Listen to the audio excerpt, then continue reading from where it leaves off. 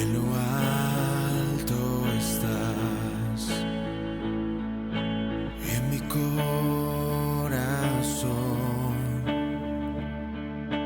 viniste a... Querida familia, un saludo especial para todos en esta mañana, hoy, en nuestro último día de esta semana de ayuno, esta primera semana de ayuno de este año 2025. Desde aquí les enviamos, como siempre, un fuerte abrazo de cariño a todos los que nos acompañan aquí en Ocaña, en el Distrito Centro, Marabel, pero también en Ábrego, en Río de Oro y también, por supuesto, en San Pablo. Un gran abrazo para todos ustedes y bueno, hoy vamos a estar cerrando con este tiempo, en este último devocional, pero recordándoles también que hoy tenemos nuestra reunión familiar a las 5 de la tarde en Marabel, a las 7 de la noche aquí en el Distrito Centro y vamos a estar haciendo el lanzamiento del cumpleaños de Jesús en su versión 2025. Y les esperamos a todos. Recuerden venir con el atuendo de labradores si les es posible, no es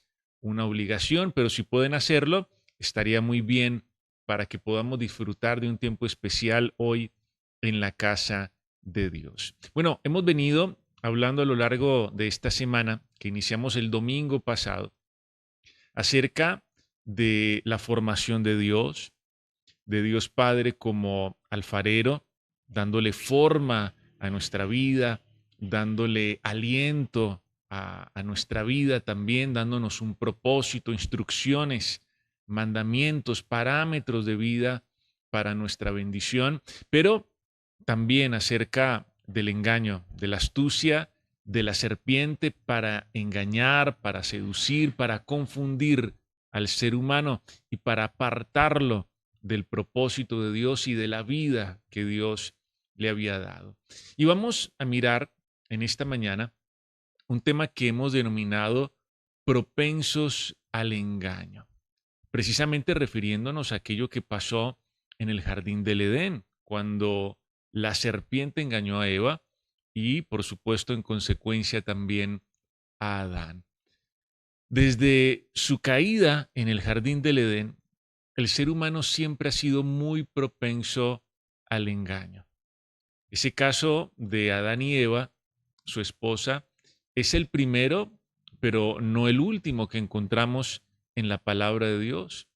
Y en este sentido, el enemigo suele ser bastante astuto como para poner tropiezo y confundir al ser humano. Ese caso que veíamos esta semana es el primero, pero les reitero, no es el último. Y uno de los engaños más aparatosos que encontramos en la Biblia nos lo cuenta el capítulo 9 del libro de Josué. La Biblia nos dice allí que el pueblo de Israel estaba listo para la conquista, estaba incluso avanzando en la conquista de la tierra prometida y Dios les había dado una instrucción.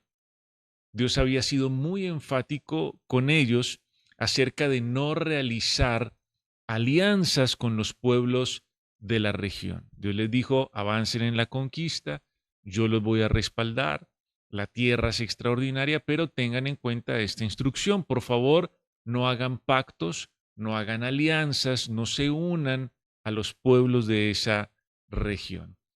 Sin embargo, este capítulo 9 de Josué nos cuenta que había un pueblo en aquel tiempo, en aquella región precisamente, denominado los Gabaonitas. Ustedes pueden leer la historia, es muy interesante, es digna de una película, todo el engaño aparatoso en el cual cae el pueblo de Israel.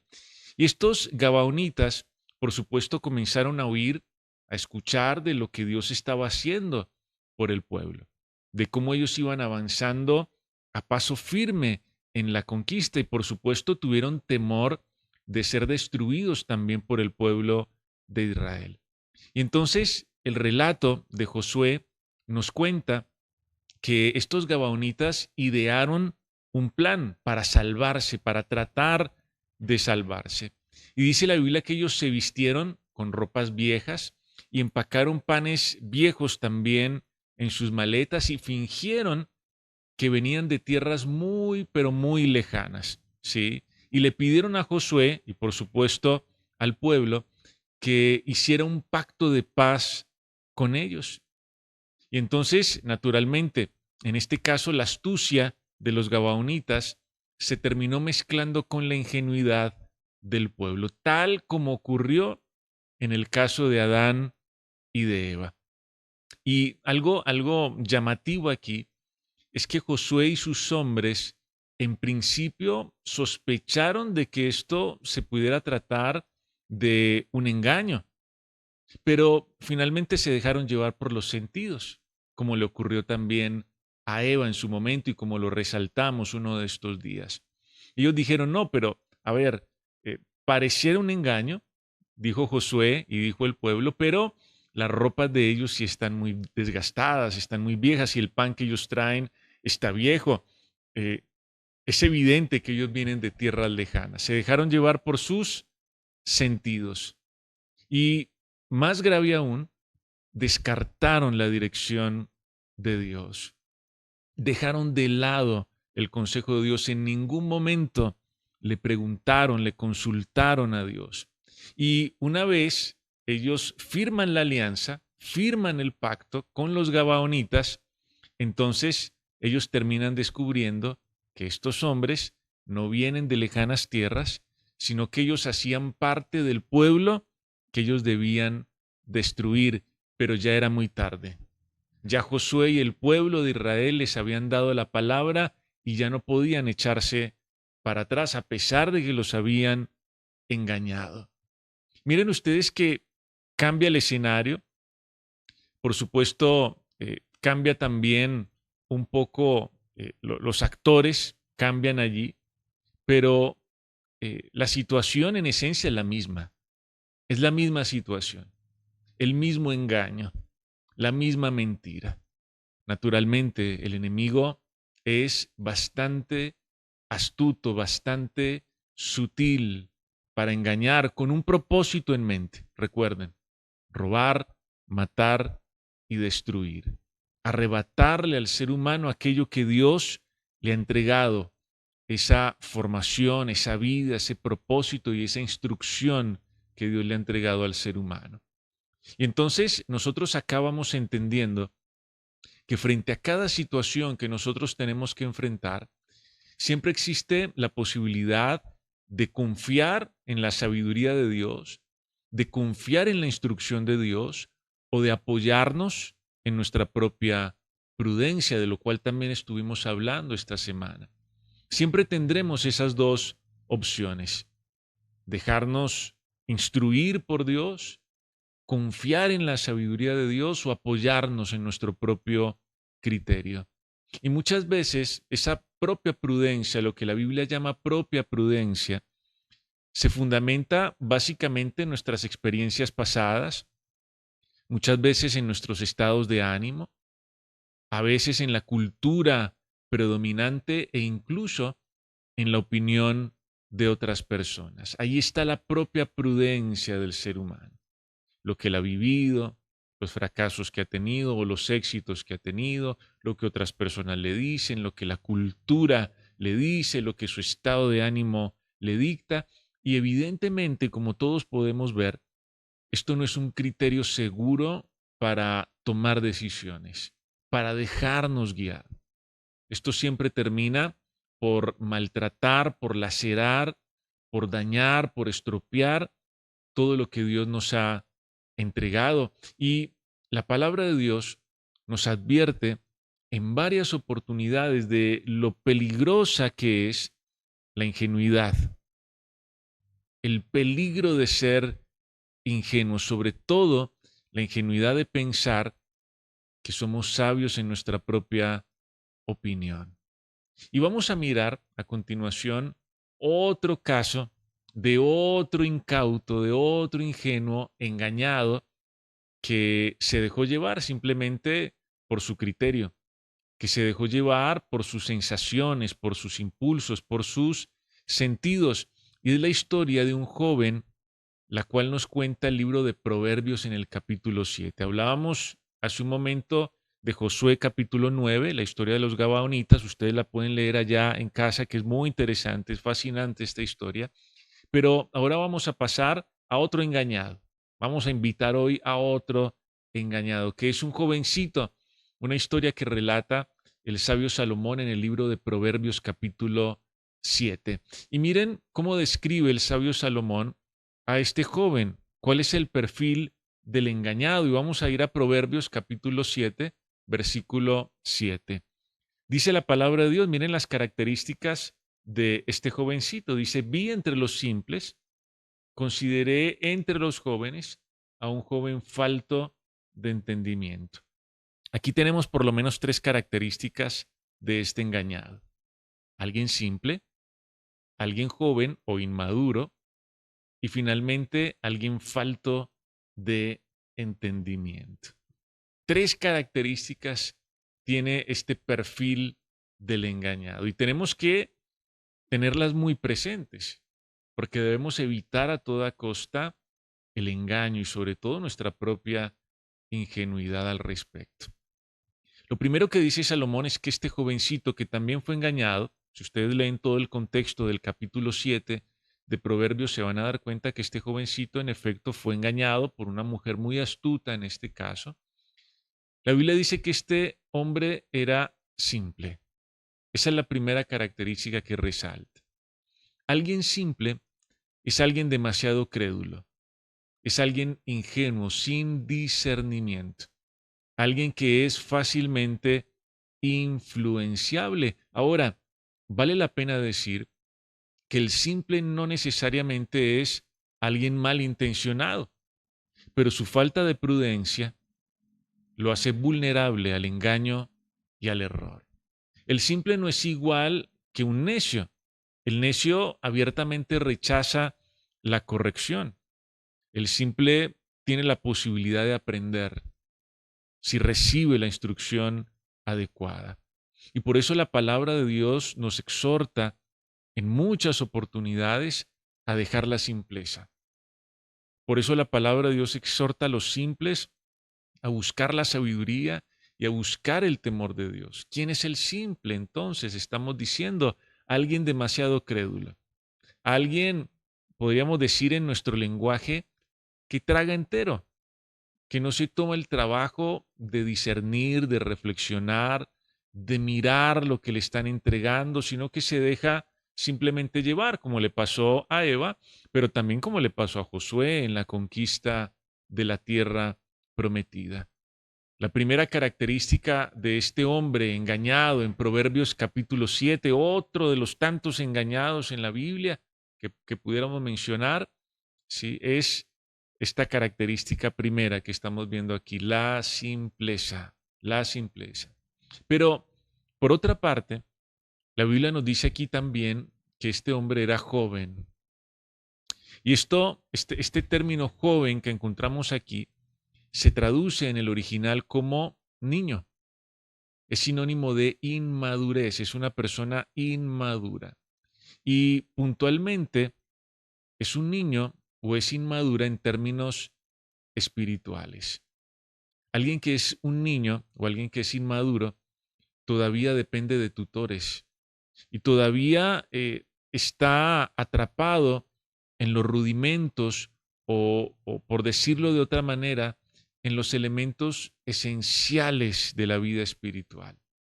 Piensa como un niño, actúa como un niño, habla como un niño, decide como un niño y todavía está allí atrapado en los asuntos más elementales de la vida espiritual. En estos días estuvimos hablando con los alumnos del curso de formación número 1 acerca de los niveles de la fe y veíamos la fe de iniciación, que es el primer nivel del cual hablamos allí. Y en la fe de iniciación nos han enseñado, se da un conflicto que vive la persona que es inmadura espiritualmente y es evidente porque está dando sus primeros pasos. Y el conflicto que vive esta persona es que todo el tiempo experimenta un choque entre sus tradiciones, entre sus esquemas y la revelación de Dios o la verdad de Dios. Y lamentablemente cuando uno mira ese conflicto de la fe de iniciación, ese conflicto de un niño espiritual, que es evidente en los primeros pasos, en los primeros años, a veces uno se da cuenta que hay cristianos de muchos años que siguen siendo niños, que siguen siendo jóvenes, como nos dice aquí Proverbios 7:7. En otras palabras, cristianos que no han madurado, que todavía tienen un choque entre lo que traen de su vida pasada y lo que Dios les está diciendo y la instrucción de Dios para sus vidas. Todavía son niños en su manera de pensar, de ver la vida, de decidir, todavía son ingenuos. La verdad es que Josué, a pesar de ser el líder del pueblo y el hombre escogido por Dios, en el caso de los gabaonitas, en el contexto de lo que estamos diciendo hoy, Josué actuó como un niño, evidentemente, como un infante, un hombre inexperto, demasiado crédulo, como decíamos también en el punto anterior. Es necesario madurar, es necesario crecer para no ser presa fácil del engaño. Y finalmente, en tercer lugar, la tercera característica de este hombre que fue engañado en Proverbios 7, porque estamos hablando de esas dos historias paralelas, Josué 9 y los Gabaonitas, y Proverbios 7, este hombre que fue engañado por una mujer astuta. Dice la Biblia que este hombre era falto de entendimiento. Y ese término falto significa carente o necesitado o vacío de entendimiento. Y este falto de entendimiento lo está porque no está interesado en adquirirlo. Miren esto qué interesante. ¿Por qué el falto de entendimiento no tiene entendimiento o está vacío de entendimiento? Porque simplemente no le interesa adquirirlo, porque probablemente considera que ya tiene suficiente y no se compromete a desarrollar entendimiento. Y esto podría hablarnos a nosotros de la negligencia, del descuido, de la pereza de muchas personas que no ven la necesidad de acercarse a Dios para ser enseñados por Él, que no ven la necesidad de comprometerse con el Señor, con el estudio de su palabra, con buscarlo a Él, con escudriñar su palabra, con dejarse enseñar, formar, pastorear, porque tal vez ya piensan que tienen el entendimiento suficiente, pero en realidad son faltos de entendimiento, como le ocurrió también a este hombre. Miren lo que estamos observando aquí en este hombre que fue engañado, nuevamente, como tantos otros en la Biblia. Un hombre simple, demasiado crédulo, incauto, un hombre inmaduro, un niño espiritual, pero también un hombre falto de entendimiento, vacío de entendimiento. Entonces, lo que estamos reiterando hoy, ya a manera de conclusión, es que el engaño siempre ha sido una constante en la historia de la humanidad. Y el éxito de ese engaño está en la combinación de la astucia del enemigo, pero también en la falta de discernimiento por parte del engañado. Miren lo que estamos diciendo. Claro, el enemigo es bastante astuto y viene con un objetivo en su mente muy bien definido: robar, matar y destruir. Pero también, por otra parte, el engañado le falta discernimiento. El engañado es demasiado simple, es inmaduro, no se compromete a madurar, a avanzar, a crecer, le falta entendimiento y la mezcla de esas dos cosas pues da lugar al engaño, como le pasó a Adán y a Eva, como le pasó a Josué, como le pasó a este hombre de Proverbios capítulo 7. Esa historia de los Gabaonitas es una advertencia sobre el peligro de confiar en nuestros propios sentidos y razonamientos y no buscar la dirección de Dios. Como en el caso de Adán y Eva, como el joven simple de Proverbios, muchas veces nosotros caemos en trampas por nuestra ingenuidad, por nuestra inmadurez, por nuestra autosuficiencia. Y entonces, ¿qué necesitamos frente a esto? Yo quiero que finalicemos devolviéndonos al versículo 1 de Proverbios 7. Miren lo que nos dice la palabra de Dios.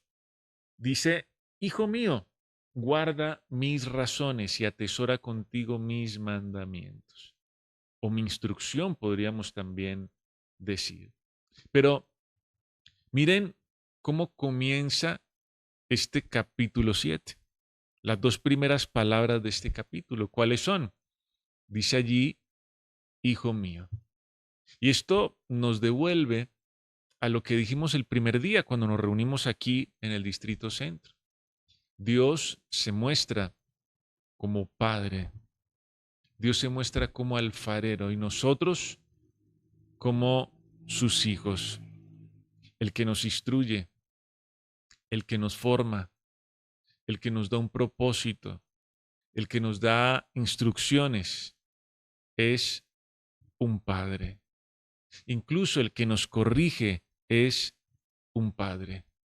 Y esto quiere decir no otra cosa distinta, sino que en sus palabras hay amor y hay un interés genuino en nuestra vida, un cuidado auténtico. Y ese Padre nos instruye con amor y nos advierte. Y ese Padre nos reitera una y otra vez y nos invita a dejar de ser simples y nos invita a madurar, a desarrollar entendimiento, discernimiento, a escudriñar su palabra, a descansar en su sabiduría. Y dice aquí el versículo 1, atesora mis mandamientos, atesora mis instrucciones. Es que las instrucciones de Dios tienen que ser mi tesoro. La palabra de Dios, sus mandamientos tienen que ser nuestro tesoro.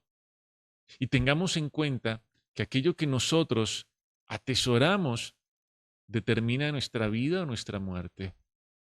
Aquello que atesoramos determina nuestra salud o nuestra enfermedad. Aquello que nosotros atesoramos determina nuestra sabiduría o nuestra ingenuidad.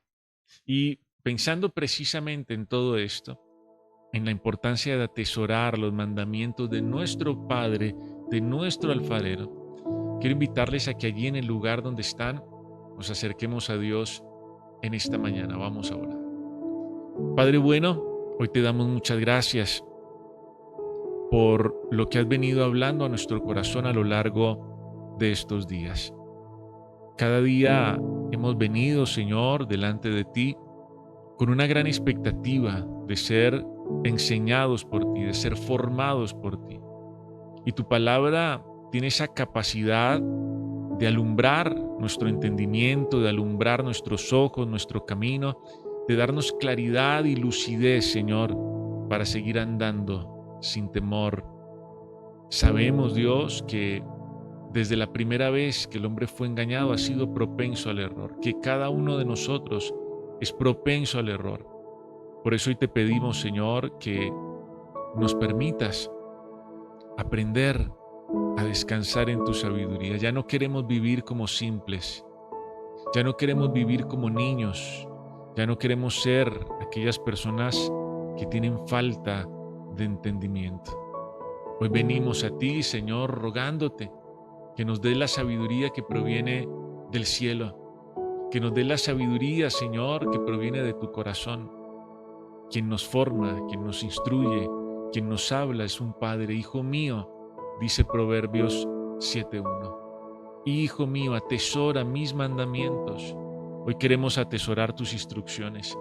Hoy queremos atesorar tu palabra, Señor, porque aquello que atesoramos determina nuestra vida o nuestra muerte, nuestra sabiduría o nuestra ingenuidad. Permítenos perseverar en lo que hemos aprendido y que hoy vayamos a tu casa con un corazón expectante y dispuesto para lo que tú quieres seguir haciendo en nuestra vida. Hoy te alabamos y desde aquí, de una manera muy especial, yo bendigo a todos los que hoy nos acompañan en esta mañana y lo han hecho en esta semana. Alcánzalos con tu bendición y guárdalos, Señor, para que ninguno de ellos sea presa fácil del engaño del enemigo, sino para que perseveren, Señor, en lo que han aprendido y para que atesoren tus instrucciones en su corazón. Te alabamos y te bendecimos en el nombre de Cristo Jesús. Amén. Amén y amén.